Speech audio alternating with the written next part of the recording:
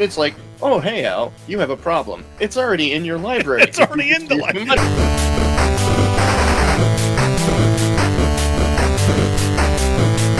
Like, we should just call this the blowing your foot off section. Blowing your own foot off. Who's section. blowing their foot off this week?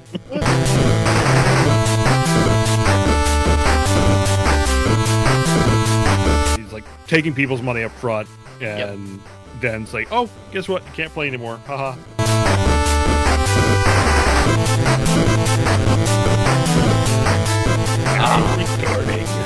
I gotta tell you, they upped the interface game on this little bot a while back, and it is awesome now. Like, you can do all kinds of cool shit.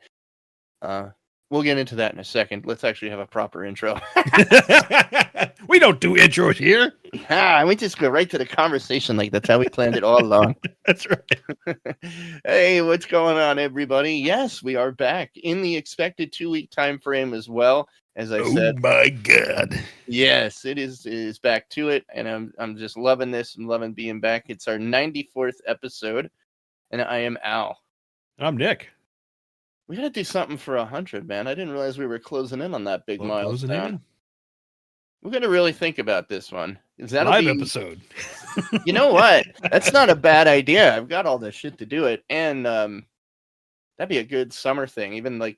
My kids or meet up or something. Yeah, it's like I know. Travis was talking about that. I think. Yeah, he was talking about a meetup. I don't necessarily. I mean, I can just bring a laptop. It'll be shitty audio, but I don't have a gear for a live show. But I mean, worst case scenario, we could totally stream it live. Well, I've got some stuff too, so I can bring that. Yeah, I have to think about that. That would be pretty fun. That might be more coordination than I have in me anymore. I used all that back in the early aughts when we had a band. Right. We can start penciling it in, you know. Pencil is a thought. Leaving at 3 a.m. again. Oh, well, I guess the positive is that we could both be drivers now. Yeah, right. Jesus. What's going on, man? How much? It's been busy work week. A lot of busy stuff. Man. Sing it. My work's been nuts too. But yeah, so they're keeping you busy, huh? Oh yeah. Yeah, definitely dealing with similar on my end. Lots of things going on, and just working myself to the nub. I'm still doing releases, so needless to say, I'm not very happy. Right. And we'll be thinking about that very, very much in the next couple weeks. But that aside, I have been doing a lot of gaming. There's been some really cool drops, all of which I kind of forgot to put in the agenda. But I will make note of it just when we share later on. But Warhammer 3, Total War Warhammer 3. Oh yeah, they released a new DLC, didn't they? Throne of Decay. Let me tell you something, man. They're back. I don't know how much you followed the last debacle with their Shadows of Change. Mm-hmm. You know, it was a full DLC, but very much lacking in material like that they had been providing with DLCs since Warhammer 1. Like, just very weak. The new lords were and it didn't really add too much to the gameplay. Like, a lot of people were really pissed off. Right. And Creative Assembly, to their credit, well, I guess initially they really dropped the fucking ball with whatever community manager they had at the time. He was just like, oh, look, there's a fire. Have some gas. And let me pour some gasoline on it. Just really boozled the situation. But I think, from what I understand, they got their shit together. And they came up with a new way to price their DLCs. And they're basically breaking them down into smaller pieces, or you can get the whole package. But basically, if there's just one lord you're interested in that's coming out in the pack, just grab that. And then simultaneously, they release like a big free update as well, with like all kinds of updates to the game to go along with the DLC drop. Well, the new DLC is really dope. Like, they heard the yells and they actually did something about it. There's and I'm not, as much as I play this game, I have almost 300 hours in it. I always forget names, but the new Plague Lord that they added for the Nurgle side and they basically redid like a lot of the Nurgle gameplay, where it's wicked fun now. I wasn't too into it with the original way they had Nurgle playing and how the plagues worked. Now it makes more sense. It goes with the lore, and it's just fun. It's just really fun. But I've been playing quite a bit. For the first time in a long time, the Empire got some love, and they dropped a new lord for the Empire. This Shadow Mistress, Elspeth von Draken, and she's basically like the Empire's, wielder of death. Like she runs the Temple of Mor, so like she's all about death and protecting the undead, and yet having lots of abilities that are kind of undead friendly. And she's been really fun to play. And like what I love about the overhaul they did is like you can actually, as you're playing, Immortal Empires with her, unite with the Empire and still control her. Because like the biggest problem I always had if you were playing the Empire, like it was easier if you're playing as Karl Franz, because you just basically, the first part of the game is beating all the rebel lords into submission and the people that don't like him, and then like tactically doing it so you fight a little while and then you stop, because prolonged Empire versus Empire wars really piss your people off. Mm-hmm. But eventually it's like that's almost like your first war, and then you confederate the whole Empire, and then it's like on like Donkey Kong with everybody else. But anyway, I'm rambling. It's a really, really good DLC drop. I was wondering if you were still playing that at all. I haven't played it recently. I know Krieger's been playing, and he's probably just like, hey, the new DLC dropped. You got to check out the new faction stuff. Like, oh yeah. I haven't gotten around to it yet, but yeah, I'll eventually pick it up. Yeah, it's ridiculously good. I've been having so much fun with it. Nice. I'm still kind of early on in the campaign. I'm really, really excited to get to some of the later tier units. One of which is the land ship. He mentioned that. Yeah, it's like literally a ship that rolls along land. A ship with fucking wagon wheels on it, basically. But it looks so badass. The model is so cool. And I'm like, I just want my land ships. I'm going down that building chain at fucking light speed. I'm like, give me the land ships. But I've been having a lot of fun with that. And thanks to you, I lost about 2.5 hours tonight, and it's all I want to do all week, playing the Brew Barons. Oh, yeah! Whoa! At some point, as I was wont to do, I picked the game up and then just never played it. Mm-hmm. And so I saw this, and I was like, wow, let me go see if I can find it on Steam, and I'll snag it. And it's like, oh, hey, Al, you have a problem. It's already in your library. It's already in the library. It's in the back library. Fuck, all right. So I threw it on, and then I did remember I did play a little bit. Like I played the tutorial at one point, but obviously it was long enough ago where I was like, well, now I got to do that again. So I went through the tutorial, and I'm like, oh, like I must not have even finished the tutorial. Like this is really cool. Like I'm loving the feel. I'm loving the whole brewery thing and getting ingredients. And so I finished the tutorial, and I got to where I started doing the first contract, and I'm like buzzing some wheat to make it. Dude, he's giving this farmer like PTSD from World War II, and he's like, they're bombing my field, stealing my potatoes. It's really something, man. I was not expecting this to be as fun as it is, but I could see me being very addicted to this for a while. Yeah, it's like a super chill game, and very, very lighthearted. Like when I say like bombing a field, like your weapons are water based. Water, so you're dropping water bombs. It's basically like a big old water balloon, or you're shooting out the front of the plane with like water squirt gun stuff. So it's designed to be very like kid friendly. So it's like you're not really, and like even like when you quote unquote shoot down a plane, you're not really shooting it down. Like they just kind of wave a white flag and surrender and fly off. It's like you're not actually. That. Yeah, it's very chill. It's easy to pick up for I think kids.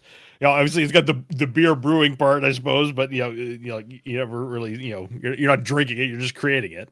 I'm just surprised at how deep that system is too. Well, yeah, that was unexpected. I thought it was just gonna be like, oh, okay, collect things, press button, make things. It's like no, you can actually create your own mixes and try and get like the either alcohol content up or more stars out of it, so like with better ingredients, things like that. It's like it's rather in depth, more than I thought it would be. Yeah, it was surprisingly deep, and that was one of the things that really hooked me when I started playing it. I'm like, oh wow, I'm gonna really play around with this. and all different ingredients, different ways to get them. One of which we were just joking about.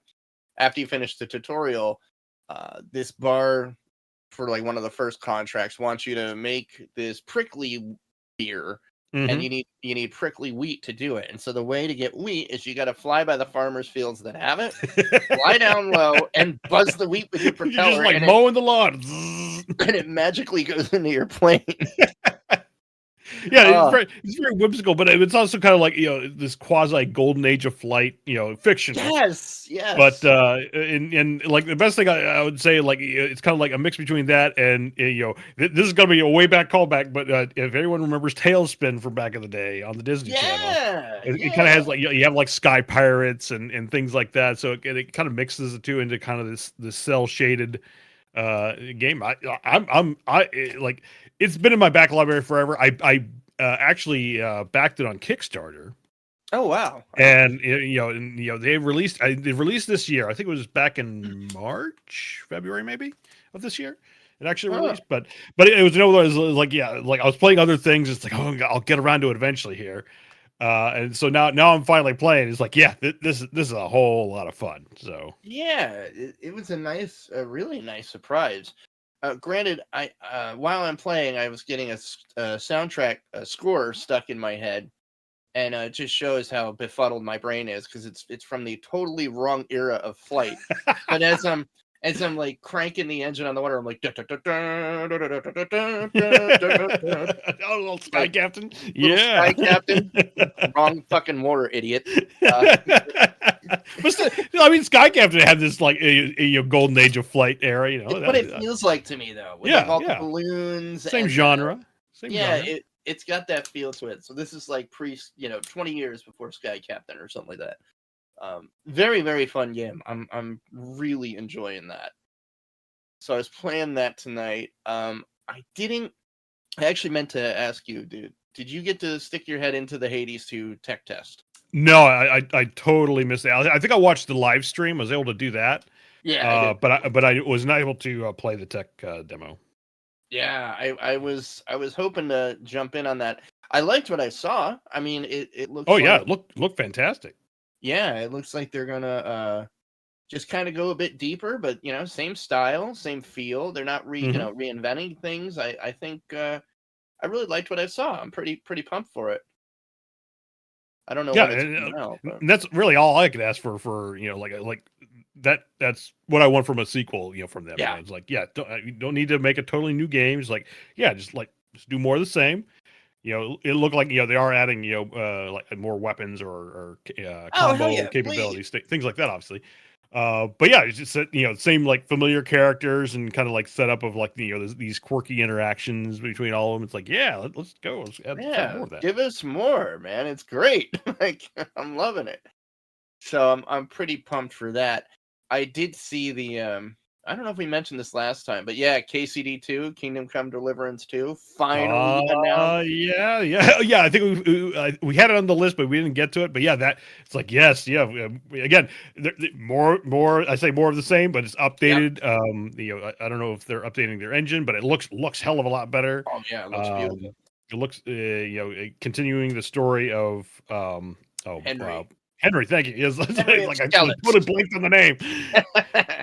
But continuing the story of Henry, and it's like, yeah, give me more of these Give medieval me more of fights. that. Yeah, I Yeah, absolutely loved Kingdom Come Deliverance. I thought that was such a you could tell the people that made it loved the era, really yes, paid attention, and I remember we talked about it very early days of this podcast when they were making the first one, and like I remember the one thing that really interested me with the first one as they were making it was like you're not some dawn hero, like you're a blacksmith's son, yeah. and you don't know how to sword fight. You basically don't know how to do much of anything, and you really had to like put in the time to even get like competent at that. Hmm. And like the sword fighting in that game always felt so good. Like it just I haven't played many games that got it right the way they did. Yeah, because it's that 5 point Yeah. style of attack and defense and all that. Yep. And I thought they did a hell of a job. So when I saw that was coming out, I was totally pumped. And then Yeah, I'm just looking at what we have here. What else have you been playing? So, like I said, like you have been playing Brew Barons. I've been jumping back into Grounded. So this, Oh, yeah, this came out. When did it really originally release? I think it was 2020. I think. that was No, the early access, but the oh, is that early 1.0. access? Okay. But it's been in 1.0 for quite a bit. But basically, the final content update called Fully Yoked is out now. So now they have New Game Plus, Oh shit. whole bunch of quality of life to it.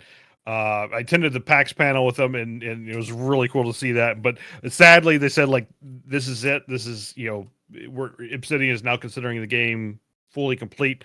Doesn't mean that they may not make minor bug fixes Yeah. or something like that. But at this point, they've released all their major content, which is somewhat sad. I was kind of hoping we'd see like a DLC or something with like the inside of the house or something like Yeah. that. Like that, I think that would have been cool. But sadly, it's like this is the fully completed version of Grounded at this point. They've released all their content for it. New Game Plus certainly gives it a whole bunch of new life because it means Oh you can yeah. kind of spice things up. Basically, when you do it, not all the bugs, but like there's a random chance each bug will have what do they call it? I want to say infection, but that's not it. Mutation. Infusion, Oh, and fusion. mutate. Well, infusion and mutations, like one or both. And basically, it adds like like they start to be immune to stuff, or just like have more Ooh. life and all this other stuff. And no, it's not every bug. It's just kind of RNG. Like so, like 1 in 5 ants will have this mutation effect on it. And Huh. when you kill them, it gives you the kind of like the new material to then further upgrade your weapons and take it Hmm. things to the next level. So it's very much designed to be like, okay, it helps make the game a little harder and gives you a chance to kind of like redo things and even make new decisions. So one of them is you have 3 ant colonies. There's the red ant, the black ant, and the Yeah. fire ant.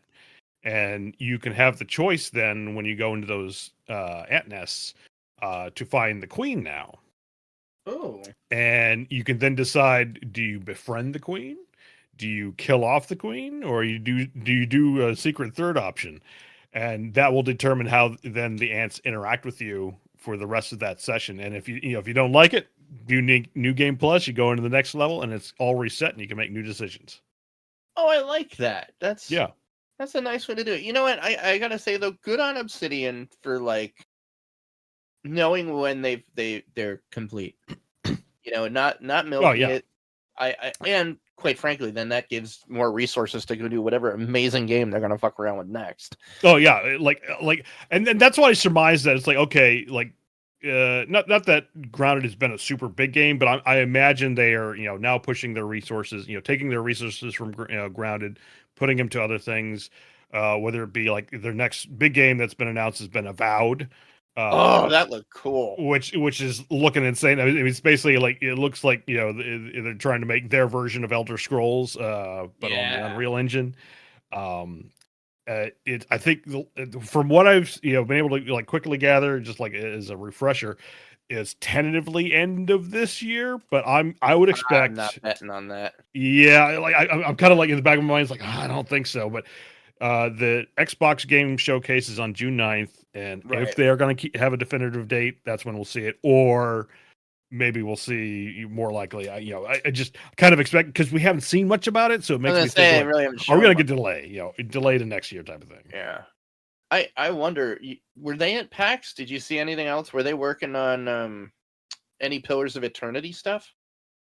Uh, so does Obsidian do Pillars? Yeah.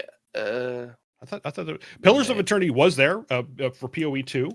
That looked fantastic, but I didn't think that was Obsidian. Maybe. No, I think yeah, it's Obsidian. Oh, okay. My So, bad. well, there was already a part 2. That was the Deadfire, the pirate one. Deadfire. Oh no, sorry, not Pillars of. I'm thinking Path of Exile. Sorry, Oh, okay, no. which is Um, the Diablo style. yeah. Yeah. I don't know anything about Pillars of Eternity. If they're I'm doing anything with that. I'm holding my heart out for it. I love it. Another good one. Don't get me wrong. They were so good.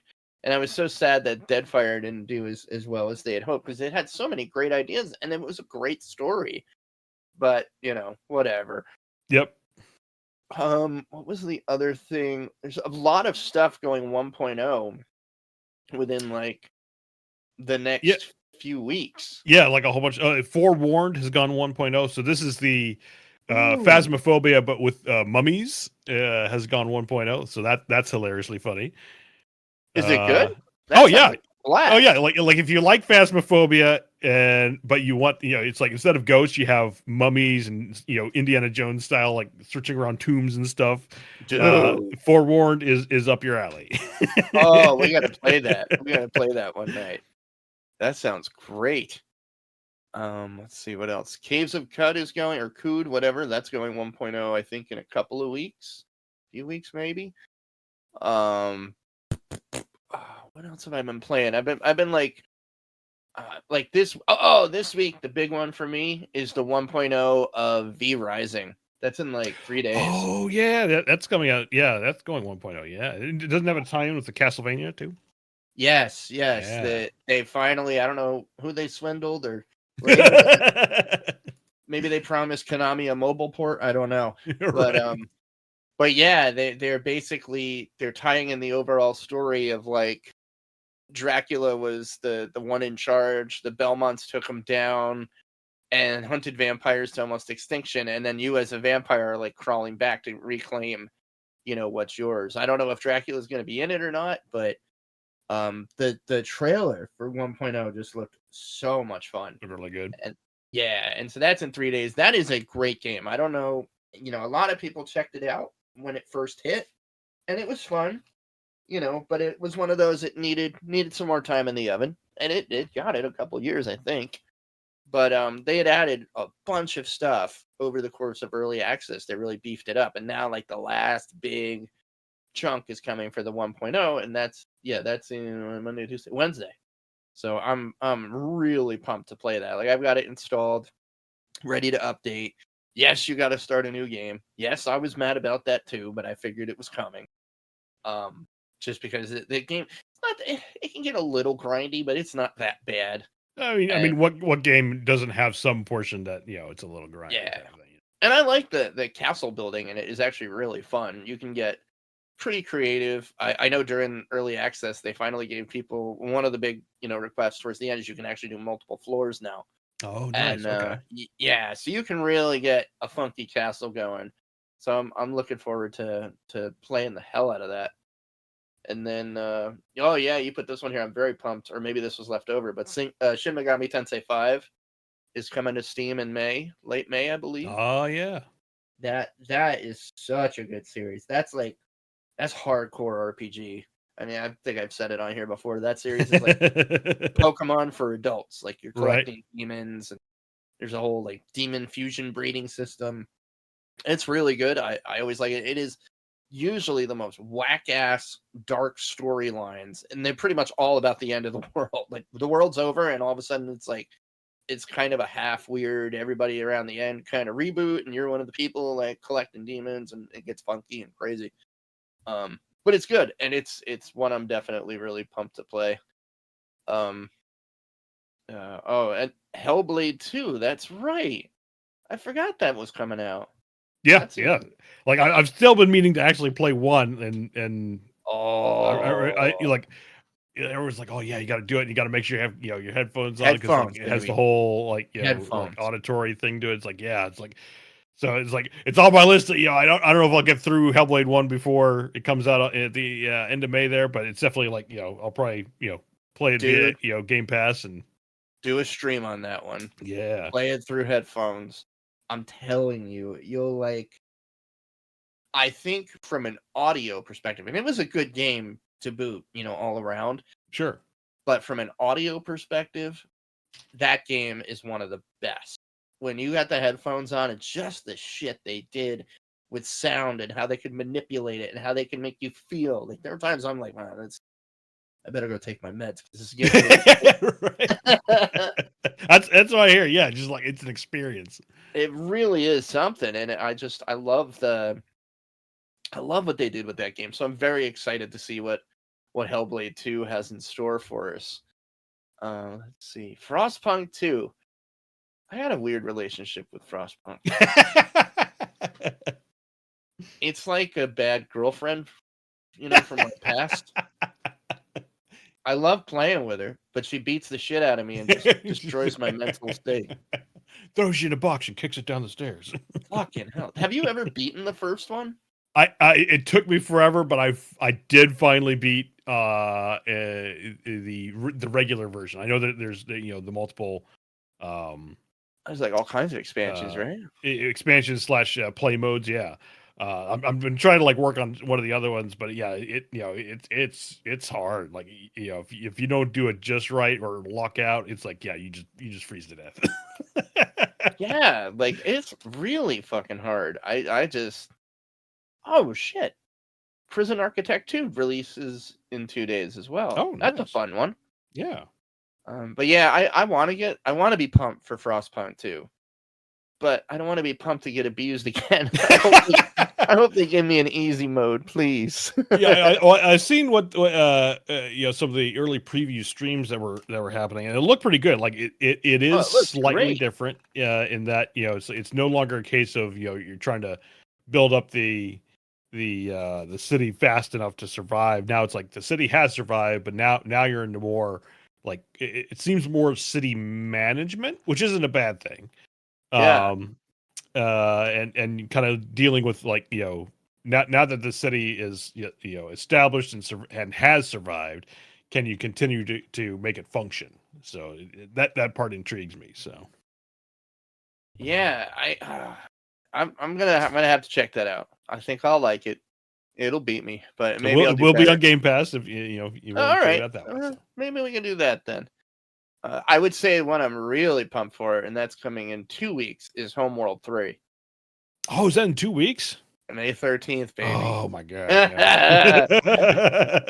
I don't know if anybody listening, Homeworld is pretty close to retro at this point. If you haven't played these games, my god, they are the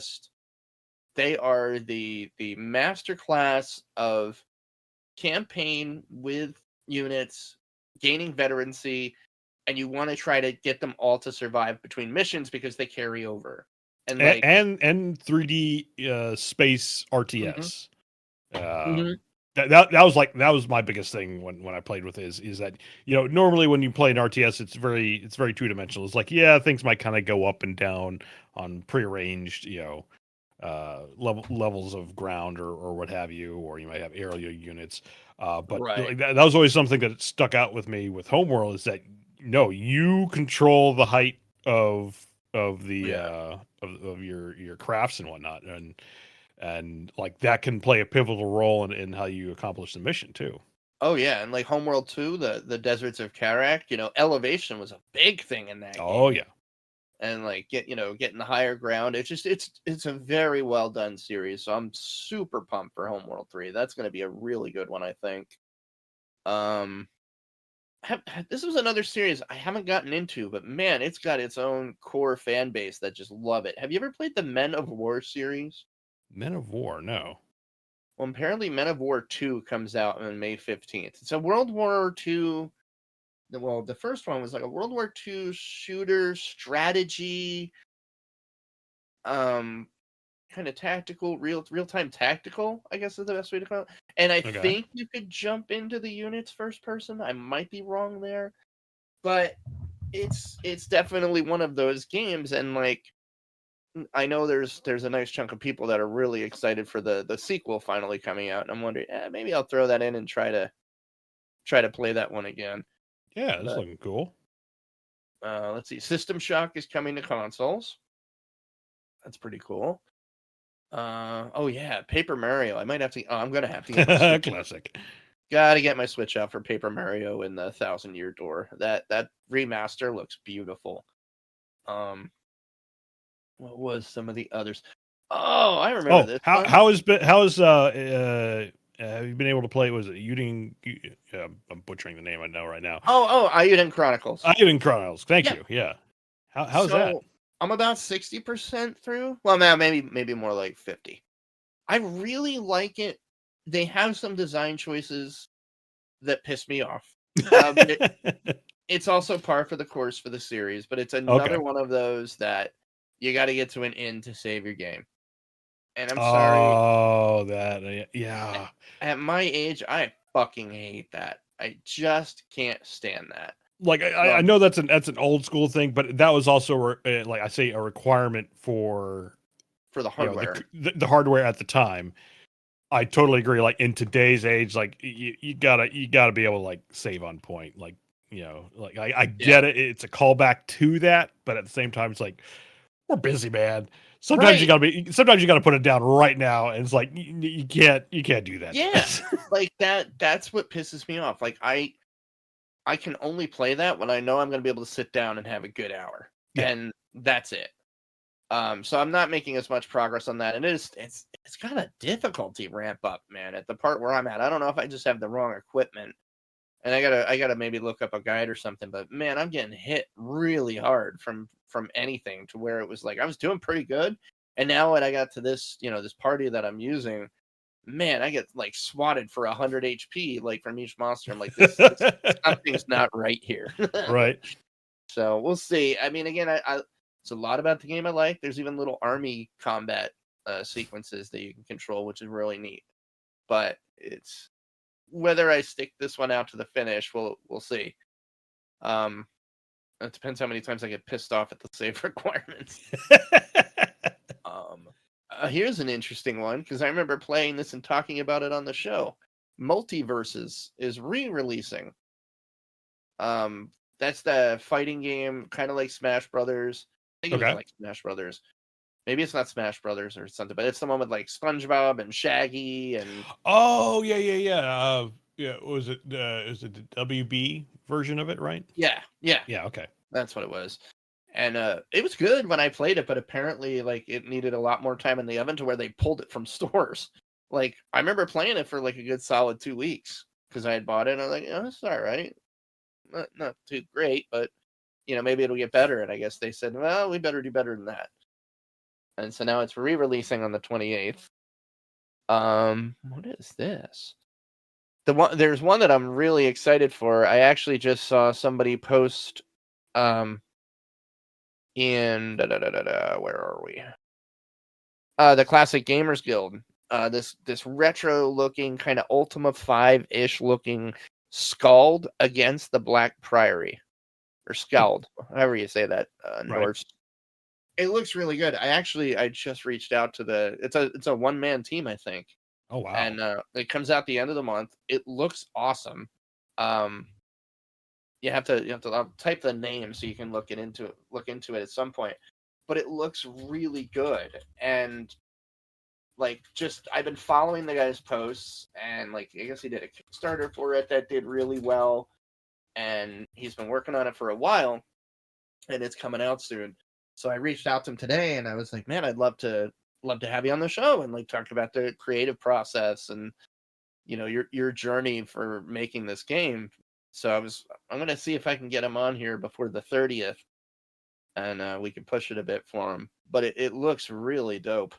That'd be cool. Yeah. So we'll see if I can swing that. We'll try.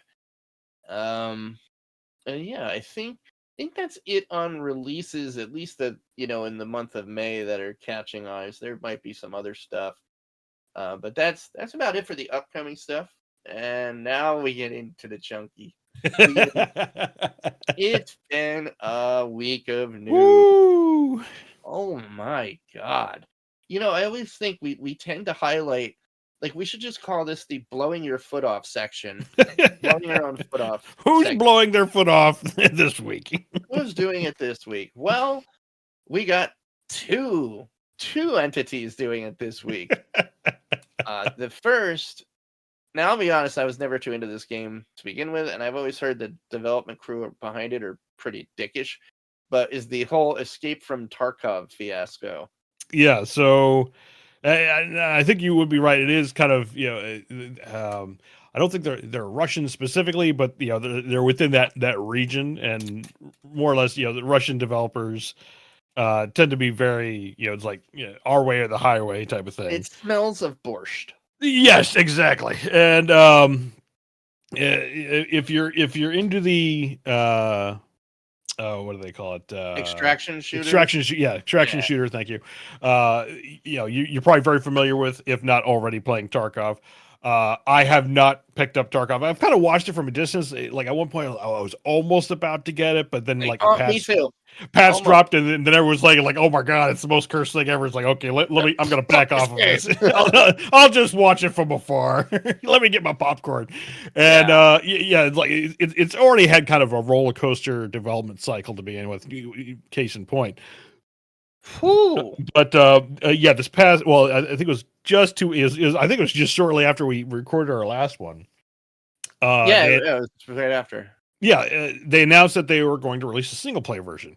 This is already caused a kerfuffle because basically the devs were very much like, we're not making a single player ever. We're not doing that. Blah, blah, blah, blah. And there are mods out there apparently to make it single player. Now it doesn't contribute to like your equipment that you get and bring back to your base or whatever that you can then use in multiplayer. So it's very separated. But basically, if they find you're using a mod, boom, insta ban. So they were very much on that tack of like, we're not making a single player. Well, lo and behold, they make a single player version of Tarkov. Somebody came in the room and said, guys, I just got this brand new shotgun that shoots explosive rounds, and I've got it aimed squarely at my shin. What should we do? We sell it for $250. What we do. $250. Yeah. I really thought it was a typo when I first read it. I thought it was like, that must be like the super duper, premium, comrade version. Yeah. No, this is like, I think it's them still kind of like sticking to like, we're not making the single player version, but guess what? We'll throw like a dev or two at building this single player thing, and if the whales really want it, they'll pay for it. $250. And that's like the base version of it. I don't know if there's a more expensive version, but it's just like, base version, $250 for this thing. Now it does come with some other stuff. Like there is some, and this is where like a pay to win scenario comes in, where I guess you get a radio for the multiplayer side of things, and this radio is able to like call in 5 people all at once practically. So it's like you feel like you're in trouble. It's like, let me radio my buddies. Like you do it 5 times. Now there is a radio apparently in that you can get regularly, but you can only call in like one person, and they're super rare. So there's that. But here's like where it continues to get worse from here. Like if you thought $250 was worse, it gets better. So and I forget what so when I should say, let us back up to when it first like released into early access or whatever they're calling it. Because technically I don't think it's a 1.0 yet. Right. Yeah. It's still an early access preview, whatever you want to call it. And but they had various tiers that you could buy when it first launched, and like the top tier, I forget what price it was. Is probably it was probably $250. I think it was 100 something if I remember correctly. But if you bought this tier, it came with a little byline saying all future expansions for this game will be free as part of this buy-in. So it's kind of similar to like a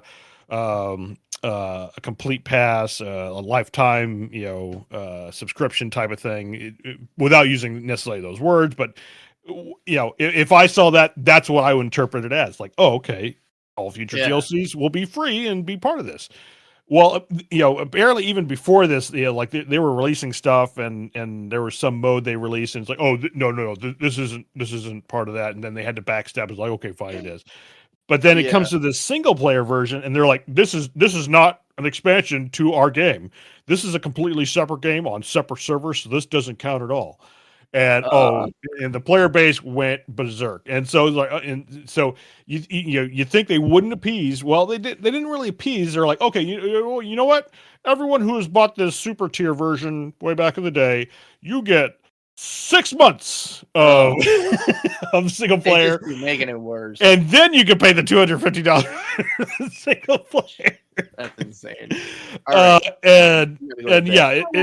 It's basically them continually reinterpreting their phrase of all future game expansions will be free. Yeah, with this version, it's like you can't trust them. It's like, what's going on? It's like, oh my god. I can tell you, it's actually that my daughter just came over and was like, I'm going to say hi. I was like, what? Hi. And then she left. Oh, well, hello.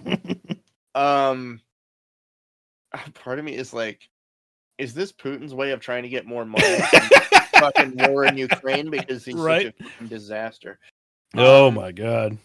Yeah, it's just weird. And it's the main reason I've never got into this one before, because it's always had some kind of weird controversy surrounding it. And just like, I like the concept of an extraction shooter, but it's like, there's just too much crap around that. It's like, no, I'm like, I'll enjoy it from afar, but I'm not gonna play this thing or support it. Like, it's too much shit associated with it, and especially after this, like, no, it's like, forget that. Yeah, absolutely. Yeah. Then the next one, this one, man, this is gonna be interesting to see what shakes out here.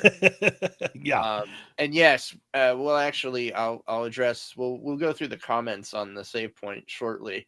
But one of the things a few folks said in the Facebook group was like, "Oh, I wonder what your take is on this," and that is the Helldivers 2 Sony account requirement to log in and play the game that has just not only has gotten re-enabled, but it was almost like it was like a patch, and then it was re-enabled and hell breaks loose. And there was a couple of reasons for that. One is apparently this Arrowhead disabled it when they were having all the launch issues with the servers, with the intent of, like, stabilizing things out. And now Sony has come around and said it's time to put it back on. They don't really have a choice on the matter because Sony is the publisher, but this brings a whole set of problems. One of which is there are 177 countries in this world that cannot connect to Sony's account network, Sony's network. And it's not like obscure ones. Like, you think of, like, okay, maybe, like, I think Russia is on the list type of thing. It's like, maybe things like that.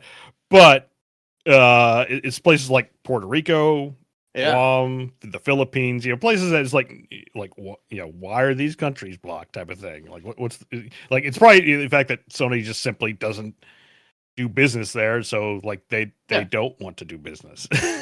Yeah, and that could be, they may not be even licensed to do business there. Yeah, but they knowingly sold the game to those countries, which now, if you're in those countries, it's been delisted from the Steam store. But and to be clear, like, the problem is mostly, or I think, or exclusively, with Steam via the PC players. Yes. Yeah. So I'm 99% sure that's the case. Yeah. And so there's people that have bought the game that can now no longer play it. Understandably, the majority of people that play that game are pissed off. Oh, yeah. And it has gotten review bombed to hell. When you first wrote up this note, I had to scribble it out. It's like, oh no, it's gotten worse. As of yesterday, there's over 211,000 negative reviews on Steam. Yeah, holy crap. I've been following this on Twitter, and I'll give the head of Arrowhead Studios credit. Like, he's in a really shitty situation. And I think he basically said everything he could say legally, which was, we hear you and we are trying to sort this out, but in the end, it's not our decision. Like, we can't do anything about it. I'll make this clear. Like, we were talking about game companies shooting themselves in the foot. Like, I don't think Arrowhead is on the end of, like they're trying to actually fight for the user here. Yes. Like, they've been trying to do their due diligence. They've been talking with Sony. Like, this is exclusively a Sony issue in my mind.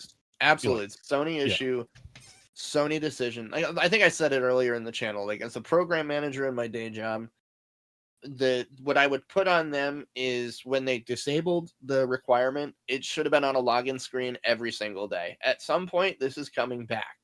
Yeah, and like, to be clear, like, it's not about making the account, because, like, I mean, you think about it, like, almost every single game requires you to sign up for some kind of account. It's like Red Dead, you got to sign up for Rockstar's thing. Xbox, Game Pass, you got to sign up for an Xbox account. Obviously, like, I would have happily signed up, for the Sony account had that been the be all end all. But, like, the kicker here is that, again, you've taken people's money and now you're retroactively changing the rules and saying, oh, you can't play anymore. Now, I will give Steam credit and Arrowhead again because they are giving refunds. Now, Okay. I'll preface this. They're only giving refunds to the country if you're in the country that is blocked. So if you're, if you try to get a refund in the US, they will not give it, if you've played over 2 hours, Yeah, I'm gonna say that's fine. Like that's the bricks. So they are allowing, but you have to go through this whole process, but still, like, this is a, like, you should have done it from the beginning, or like you said, they disabled it because of the launch thing. Well, there should have been a thing saying, you will need to sign up for a Sony account, and it's not available, like link it to the fact that it's not available in these countries and have Steam, Steam lock it out or something.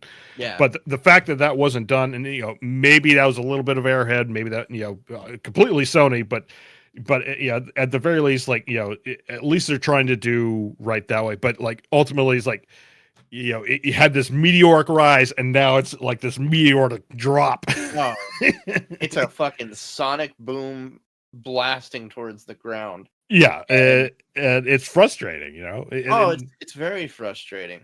I'm not good at it by any means, but it's a really good game with a really good concept. And it's done insanely well. And it's like Sony's got a decision to make here. Like, are they going to get rid of that requirement? Doesn't seem like it, because they just blocked all the countries that were on that list. Yeah, now like it's synced up, like on Steam. I think you can no longer buy it if you're in those countries. Right. So now it's synced up, with Steam. But yeah, it's real smarmy, like coming at you, like taking people's money up front, and then it's like, oh, guess what? You can't play anymore. Haha. Yeah, and it's like I with no recourse. And now, again, like they are offering refunds, but the fact that you have to go through the process, they're not like, oh, we see you're in a country that is no longer supported, let's give you the money back now. It's like, no, you have to do it yourself. You have to do it yourself, and it's like, I hope every penny of that comes from Sony. I feel bad again. I feel bad for Arrowhead because, like, they're stuck in the middle of this maelstrom of, like, okay, it's like they had all the success, and now they're dealing with, like, like, I don't know if it's like the worst rated thing on Steam, but it's certainly headed in that direction. I forget who tweeted it, but I saw the tweet. It's like, you've trained your player base to work together for a common goal, and they will accomplish it to no end, and whether it be in game or in this case the Steam reviews. Yeah, man, it is something. I just scratch my head, like, and that's the thing, like, doing the it just feels so boneheaded in this economy. It's like, why would you do that in this economy? Do that. Like, you have one of the greatest like, what are you doing? Oh man, I don't get these companies. And there's no end to, like, it seems like there's been an uptick of this, of just like why are you doing this? Why you do this? Why you were doing so good. Yeah, it's like you could have chosen the much better path, but no, let's go, spin into the wind and see what happens, and piss off our player base, our customer base, and we got all these people loving us. Now, how do we make them hate us? and this is beyond the usual level of, like, it's like, oh, they patch something and suddenly your favorite weapon is nerfed or something like that. That's like low level. It's like, okay, this is taking the game away. yeah, exactly. Like, you have ostracized your player base. Like, it's well beyond a balance change or something like that. Yeah, and united them against you. Like, the bugs are like, wow, wait till you see what they do to you. Yeah, it's like, oh dear, you sweet summer child. I scrolled down a bit on the agenda here. We always have our, like, what are you watching, what are you playing section, and I did not realize it's the 25th anniversary of Star Wars Episode 1. It is, and the Mummy. It's like cue the Saving Private Ryan aging meme. Oh. That really puts it in perspective. My God, I remember going to see one of those with you. I'm trying to remember. When 99, I would have No, that was graduated high 99. school. No, so maybe it was. Oh, you know what? We went and saw episode 3. I think Was it 2 or 3? Yeah, by that point, yeah. I think we saw episode 3. Yeah. But my God, man, like. I was looking. It's like, what else came out in '99? It's like 99 was a good year for movies. Let me tell you, that was a great year for movies. Yes, 99 was the year of The Matrix. God, I remember going. I saw that 3 times in theaters. I think. Yeah, like I remember watching it. Like the thing is, I'd never seen a trailer for it. Like I think I may have seen like some kind of advertising, but I went in totally not knowing a thing. Yeah, same here. And it just blew my mind. I was like, oh man, yeah. It was like me, I think Lucas and my cousin Charlie, and I knew nothing about it. Charlie knew nothing about it, and we're the infamous I know kung fu or I know kung fu, and my cousin Charlie just yells out in the theater, I fucking want that.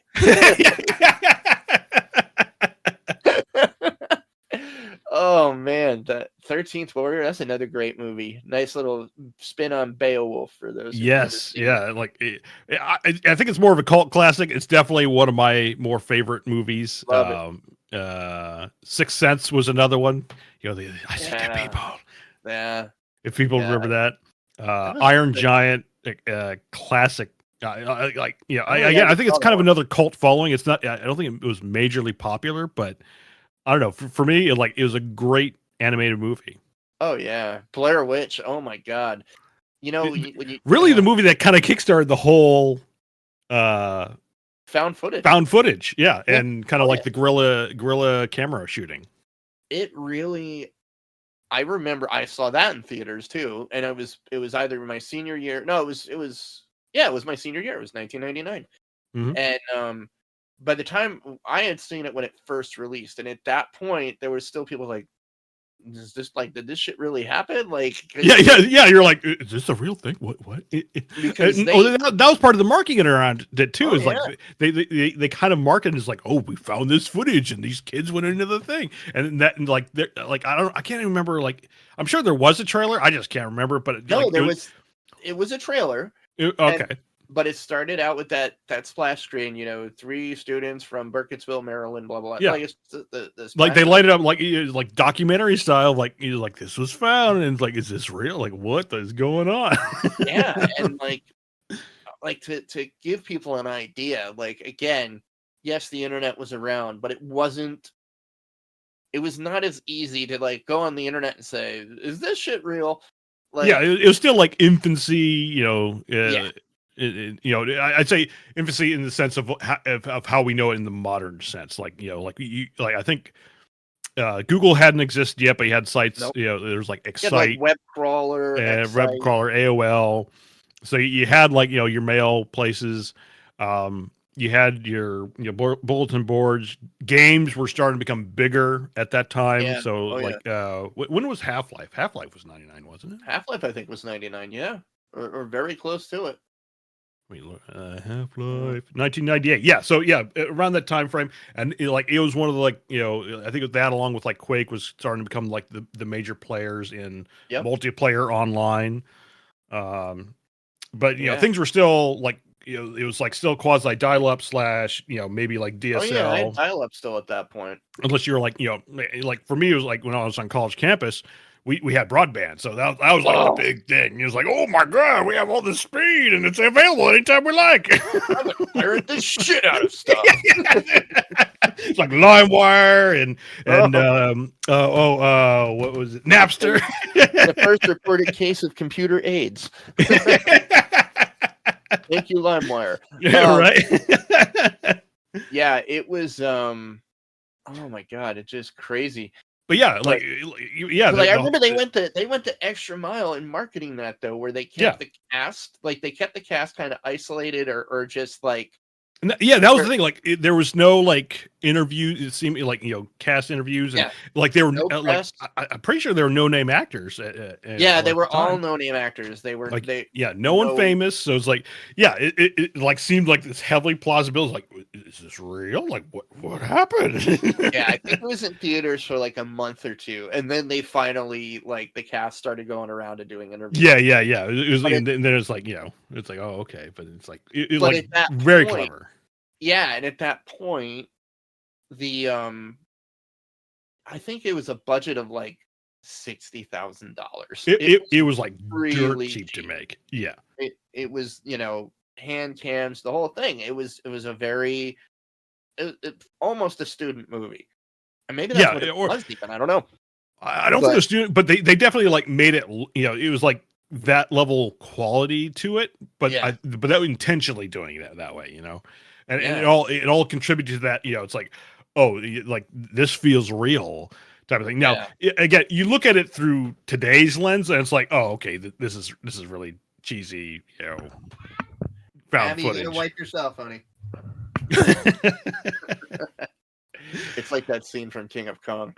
Yeah, right. That's the record here, baby. But no, Blair Witch was I think it made millions. I think it made it was a huge sensation.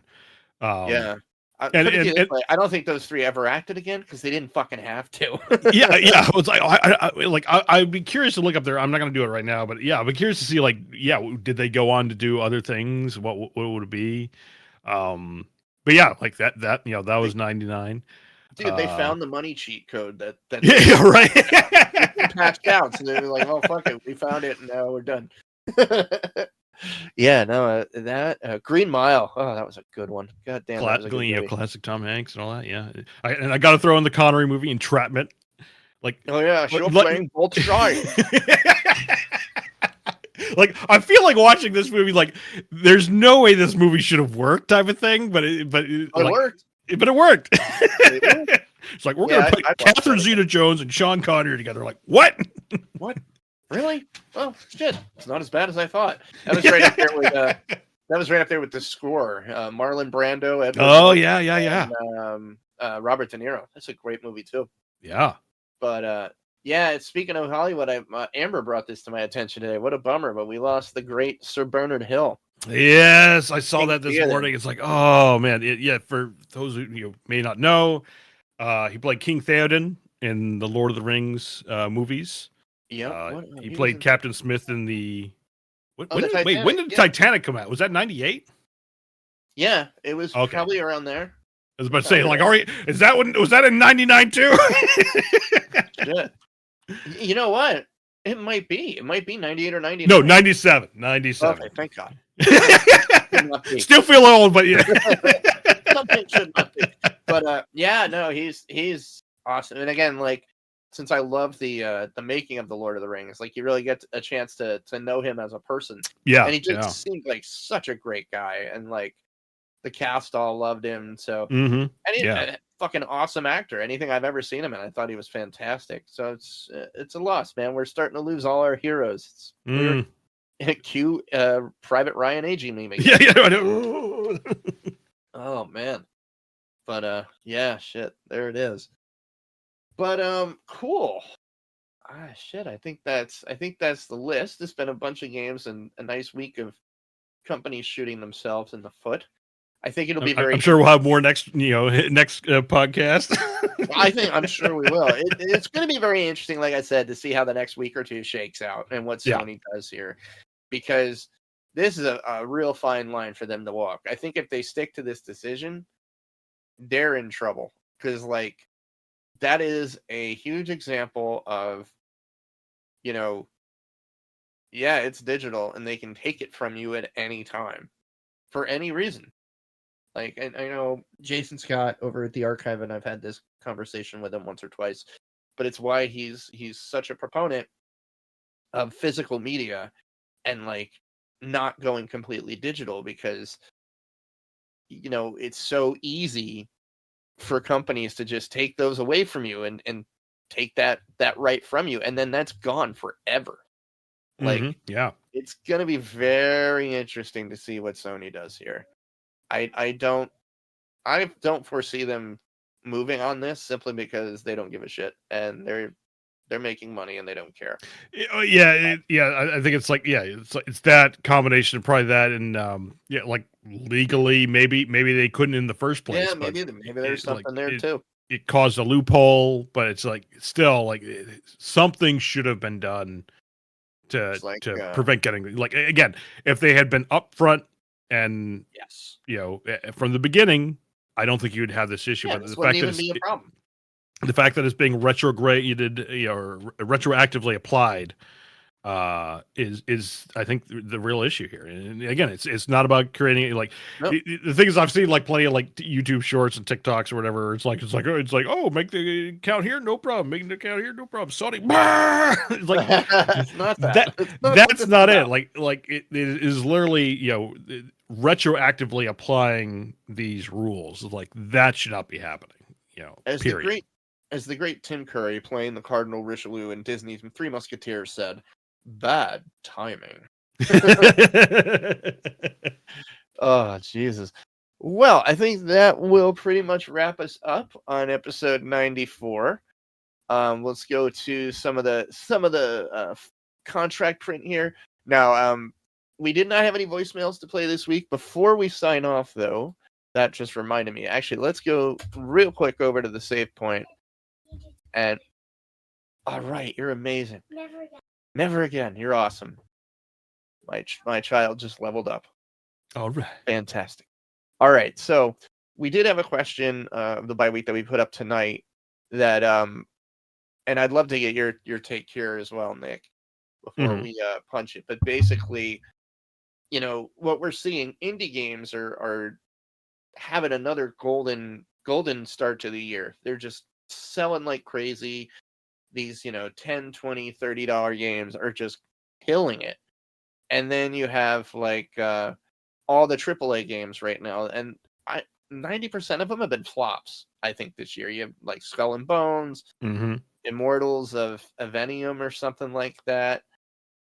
All these games that have this major backing behind it, and they're just getting creamed by, awesome little indie things like Sea of Stars or, Raven's Watch or Rotwood, all this stuff. And or even look at Mana Lords. Like that's early access, but it's been blowing people away. And I think that's I think it's one dev, but I think he's finally got a little help from Microsoft with the Xbox. Yeah, he's got some people. He's got artists and concept. But more or less, like it was just like one guy for the lead up to this point. Yeah, and sorry, go ahead. Oh no! But that's a great example. And I want to say, I'm just curious. I want to pull it up on Steam to prove a point. And this game is killing it, gangbusters, killing it, and it is $29.99. Yeah, and on Game Pass, through that. Oh yeah, that's right. It's got Game Pass. It's got 30,000 very positive reviews on Steam. Very cool concept. Again, indie game, and just knocked it out of the park. And then you have stuff, again, like Skull and Bones, or, you name it. Any AAA game that has come out this year, you're hearing it. They're doing terribly. Yeah. And I was curious, like, what do you think is the driver for that? Is it just money cost, or is it, we're just getting better stuff from the indie crowd, better concepts? I'm just curious. Like, a lot of people are saying, well, the money is the biggest part of it. And I don't think so. It's a part of it. No, yeah, like I don't think that the amount of money put behind it is causing the AAA to necessarily fail. Right. I think it's more they're trying to do too much. And let's look at Starfield, for example. That's probably a decent one. Example. It wasn't a failure. I don't label it as a complete failure. No, but it definitely did not live up to like the Skyrim levels of and fun. what Bethesda wanted it to. Yeah, sure. It's like not the level of engagement. longevity. Obviously, they are still working with it. I think they just announced they're putting out a DLC for it. Yeah, we got a big patch. There's a big patch in beta right now, actually. Yeah, exactly. So, and I kind of anticipate, like, it's kind of like the No Man's Sky or the Sea of Thieves style, where it's like, okay, it launched in this kind of, let's call it decrepit state, and then maybe over the years they're going to be able to kind of like massage it and fix it and put it out right. Yeah, I think there's good bones there. But I think it's still case in point, because when you're looking at these smaller games, they seriously only have one shot to pull it off. And so, yeah, that's a good point. No matter the dev crew, whether it be one person or like a group of 10 or whatever, and really almost any game, even the AAA, like, it's I think Miyamoto has always been credited as saying, like, the game has kind of like one shot to be a good game. Yep. But can easily come out being a bad game and just be remembered like that forever. Now, obviously, like, we've seen games kind of break out of the bad mold and No Man's Sky, constant. It's a good one. But I think this speaks to the money, where it's like, if you have all this money backing behind it, you're gonna have that second, third, fourth chance to try and fix the game. When you're that smaller studio, you don't have that second or third chance. Like, your first shot is it, and if you can't nail it at that point, you're done. Your little studio is toast, or it's going to be gobbled up by the mothership. And so I think as a result, and this is in no way like the only reason. I think there's several things at play, but I think that's why, like, they definitely put their like their everything, heart and soul into it, and like, this has to be good. And because of that, it's usually very focused. Like, when you look at these indie games and whatnot, it does it kind of goes for one thing, and it does it really well, and that's all they have to worry about. Whereas, like, again, let's go back to Starfield. It's like, okay, you've got this RPG, and you've got building your spaceship and building your outpost, and like this and we have all this crazy stuff, which is fun, but like, when it came together, like all half baked. They're all half baked. So when it all came together, it's kind of like, okay, well, like, this thing's a little fun, but it's not great. Like, the thing is, when it came to Outpost, like, there's no reason to have an Outpost in absolutely. It's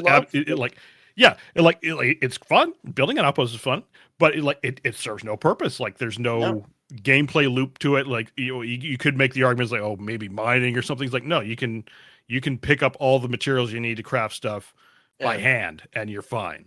Like, you do not need a base for that. And I usually love that stuff. I love building bases and stuff. But that was the thing I realized within 10 minutes. I'm like, there's really no point to this. Yeah, and say it's there. Again, Starfield's kind of like, I'd say it's the middle of the road. It's the mediocre. But we've seen, like, again, like Sea of Thieves, where it's just like the whole thing just reeks of, like, it has all these echoes of game modes and functions that were stripped out, and now you have this shell left over, and it's just like, no. Oh, you're Skull and Bones, not Sea of Thieves. Yes, Skull and Bones. Yeah. I love you. No. So, like, Sea of Thieves, again, they had a good foundation. They just didn't have enough of the structure built, and now they have the structure there, and now it's great. Yeah. But again, and the thing is, like, that may happen for Skull and Bones, like. We say it's a turd now, but like, maybe in a year or two, Ubisoft can turn around. Now, the thing is, I don't think that's going to happen, because Ubisoft doesn't have a track record for doing that. No, God knows they've thrown enough money at it. Why not? I know, but there are other studios where it's like Bethesda Studios, like, we know, like, they're not going anywhere. Chances are they're going to be able to, like, make Starfield fun, maybe to play. Or at least continually be the next Skyrim. No, I don't think so.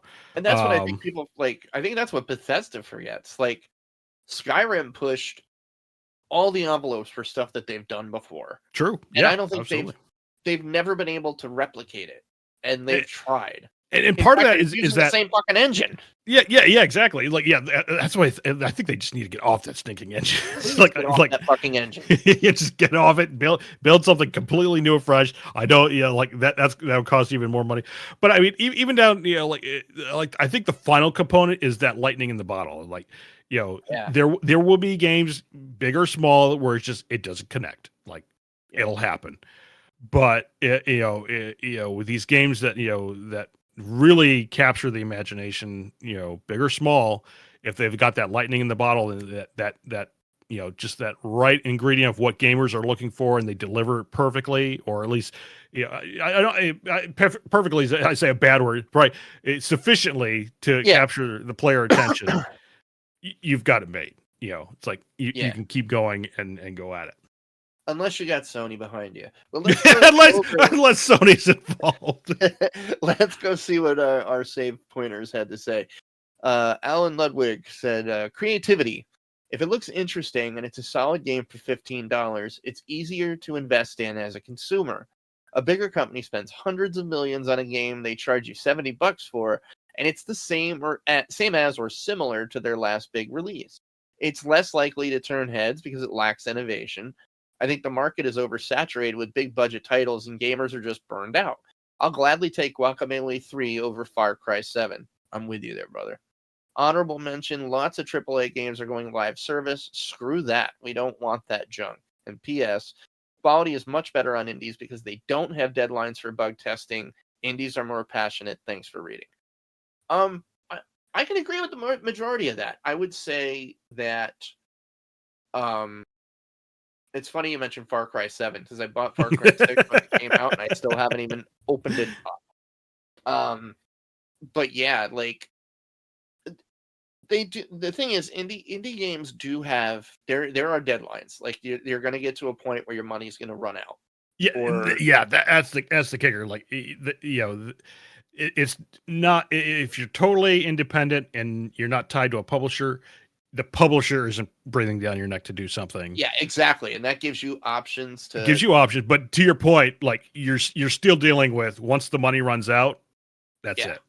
Yeah, you're on a time crunch, and but I agree that I think that the creativity that we see in the indie game sphere just blows away the AAA sphere. You'll never see a Manor Lords come out from a company like Ubisoft or a RimWorld come out from a big AAA publisher. Like you're just not going to see that because they won't take that risk.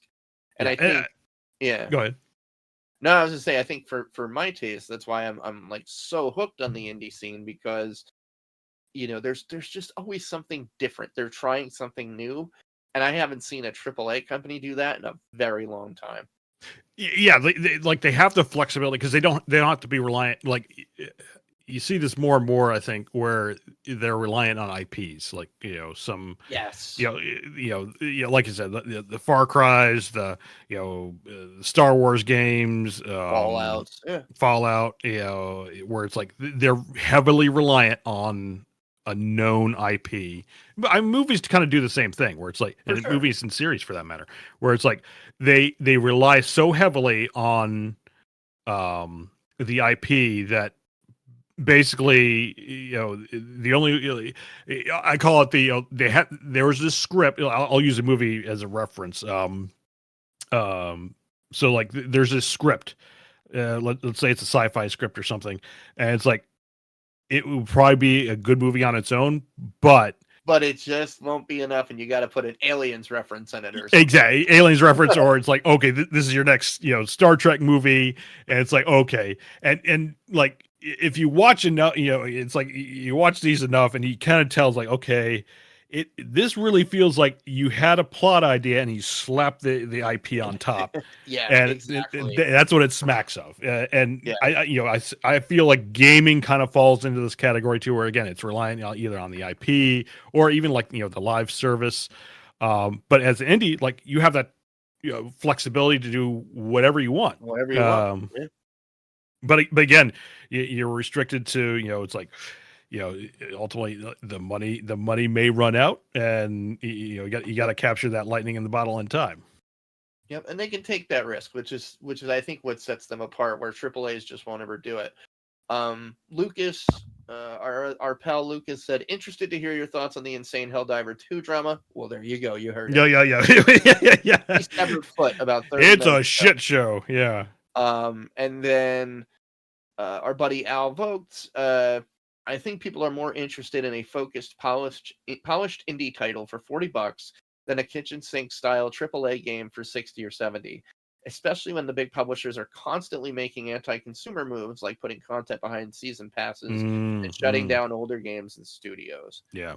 Yeah, I mean, I think that's a big part of it too. And I think Nick touched on that, just now with like Starfield and the base building and this and that. Is like you do get these kitchen sink games with like there's no connection. Like it's all, here's the base building. What's it for? I don't know. Here's the ship building. I don't know. Like, it's got base building. It's that bullet point is what it is. Like you can see in the PowerPoint. It's like our game has base building. Well, what does the base building do? Nothing. But we're not going to tell you that. You're going to figure it out when we launch it. Well, it's going to look cool. It's going to look cool, and it's a bullet point on our PowerPoint. Look how many bullets we have. Oh my god! I will say, like and I think we're going to potentially see more of it. Like we're already starting to see a lot of this already in the early part of this year, but I think it's going to continue through, I say this economic turmoil of cheap games showing up on via Steam or GOG or anywhere. Like you'll see, like I'm seeing it more and more. A lot of these discounts happening, and it's a double-edged sword. Because I'm pretty sure it's like they're trying to get the game out there, and they are competing. Obviously, and I think you mentioned it, or someone else mentioned it, like the market is so oversaturated that all these development studios and publishers, they're so desperate for the gamers' attention that they're willing to take these price cuts. Yeah, basically digging into their bottom line as a result, just to like push something out the door to kind of grab you. And I think we're going to see more of it throughout the year, which from a consumer's perspective is like, oh, that's great. You're going to be able to get these games for cheap. So it's like, if you have a game that you're eyeballing, again, I do this all the time. It's like, I'll wish list a ton of stuff on Steam. Too. And like when it and that inevitable email, inevitably, and that's the thing. Like when they put it on 20% or more discount, it fires off an email to everyone who's put it on their wish list. So it's definitely a marketing tactic.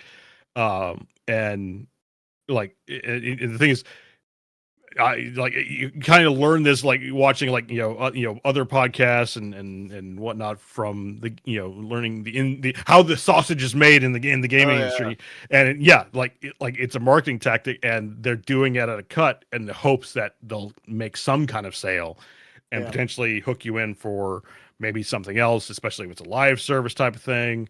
If not, then maybe there's a microtransaction store, and if it doesn't have any of those.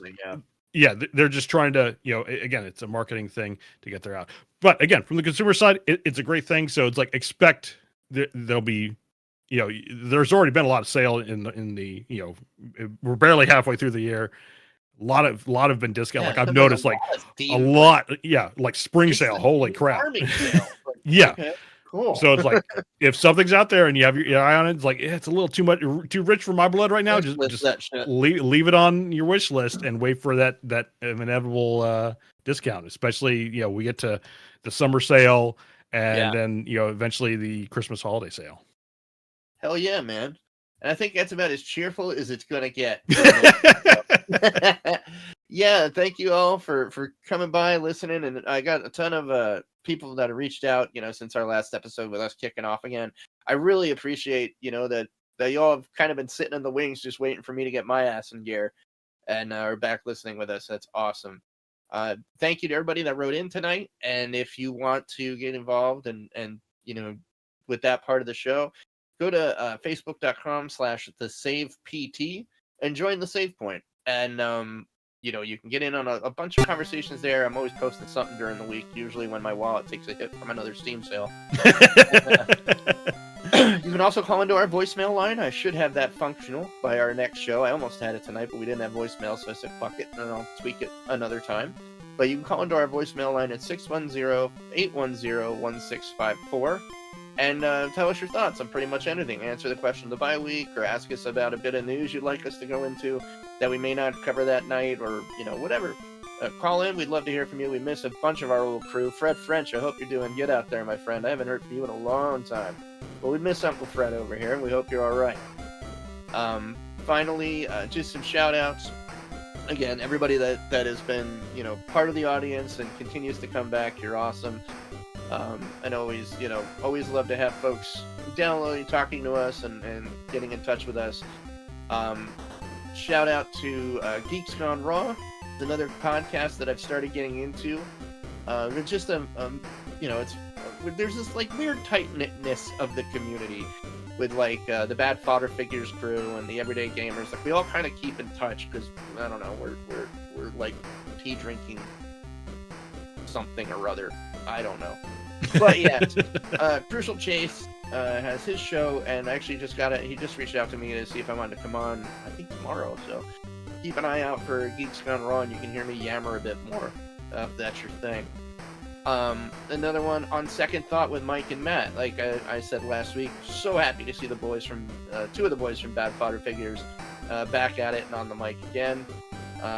They also do a bi-weekly show now. I think we showed them the way. I think that weekly show gets to you after a while. Granted, we've done 2 bi-weekly shows in a row. I think I got to get a better rhythm before I'm saying like yeah. But I'm determined. God damn it, it's gonna stay. But if you do want to get in touch with us, like I said, you can come check out the Save Point. You can leave a voicemail on the voicemail line. You can email us. It actually still works. I checked. theretrorents@gmail.com. We're on Twitter @theretrorents, but basically only on there just to pop out when a show releases. But I check it once in a while. If you do want to send us something on there, go ahead.